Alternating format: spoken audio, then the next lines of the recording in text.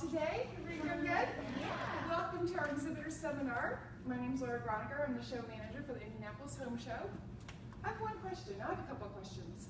How many in this room are joining us at this show to make money? Another question. How many have actually sat down with your teams and thought about your goals, your sales goals for this show? You're just that kind of kid, so good job there. You're not alone. A lot of folks have not taken the time to think about their goals. In fact, we have found that 25% of our exhibitors actually think about setting goals. We want you to make a lot of money. We want you to come to our show this year and every year from now on, because we know we're this giant shopping center for everything home. We're a lot of women in this room, we like to shop. Make sure that you're sharing your goals with your staff. Obviously, that's very important, and training. So we'll walk through some of those things. And your goals need to be measurable, realistic, and well communicated to your staff. Obviously, many of you have heard about SMART goals. Make sure that you use them in this way: sensible, measurable, attainable, realistic, and be truthful. Be honest with yourself and be honest with your team on what you can do. Let's set this up for success.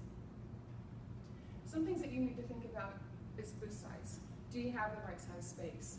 Have you actually set your booth up in your place of business and looked at it and made sure that it would work for you and your team? How many salespeople will be staffing your booth? Again, it depends on the size and those sorts of things. How many hours are in the show? Does anybody know how many hours are in our show? 10. I didn't know how many hours were in our show until I actually did the math, and it was 98 hours. You have 98 hours to maximize your sales potential at our show. That's a lot of hours, a lot of people, but you can really make a lot of money at our show utilizing all the time that we give you. Make sure that you have a really cool show special, whether it be a percentage off or a free giveaway. You buy a window, get a window free, one of those types of things. But you want to have a good show special that really brings people into your booth. You want to offer good products, give guarantees, give more than customers expect. If you've talked with them and you said, I'm going to meet with you next Monday at 10 a.m., make sure you're there at 10 a.m. next Monday and make sure that you follow through with all your sales. Build relationships. You've got a short amount of time. You've got a 10 by 10 booth. You've got about 3 seconds to catch those people with the attention and have them come into your booth and talk with you and build those relationships. Very important. Company, who are you? You want your name to be in your booth, big, bold, and it talks about you and it represents you and what your company does. What you do, your product or service, and your image or company slogan. So what tells our exhibitors or our consumers who you are and what you do. Show budget. Obviously, a lot of you have thought about that. You have a marketing budget.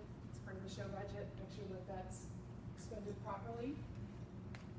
You want to make sure that when you're looking at your booth space, again, you keep your budget in mind, but you also keep your product in mind, number of salespeople, those sorts of things. So about 30% of your booth space should be for your product, or displayed beautifully, and then again, the rest of the space is available to bring people into your booth and talk to them about your product and services. Literature and giveaways. Your literature needs to be logical. It needs to be memorable. You want to make sure when that person brings that piece home, it's stuffed in the bag with everything else. What's going to set you apart from the other exhibitors? And practical. Think billboard, not bulletin board.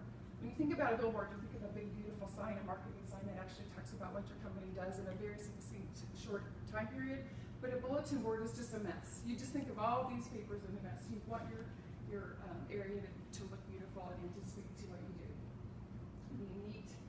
And use interactive demonstrations. On this next slide, there's this cute little girl that's playing cornhole, and if you notice in the background, you see her parents are laughing, and the people in the background are all looking at her too, so that everybody's getting engaged. So you've got that time to spend with those folks when they're in your booth.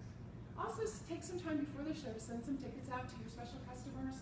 Make sure that you're helping drive traffic to the store, to the show as well. When it comes to your staff, make sure they're dressed professionally. There was a window company last year at our show that really stood out to me. They all had on these beautiful Kelly green polo shirts and black pants. Men, women, they all looked really good and crisp and clean. It was great. Make sure your staff's knowledgeable. 1 minute mark.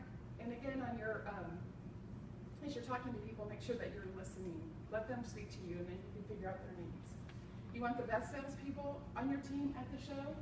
You want to make sure that they're in place for that the show is not the place for sale training. You don't want to be training your staff at the show.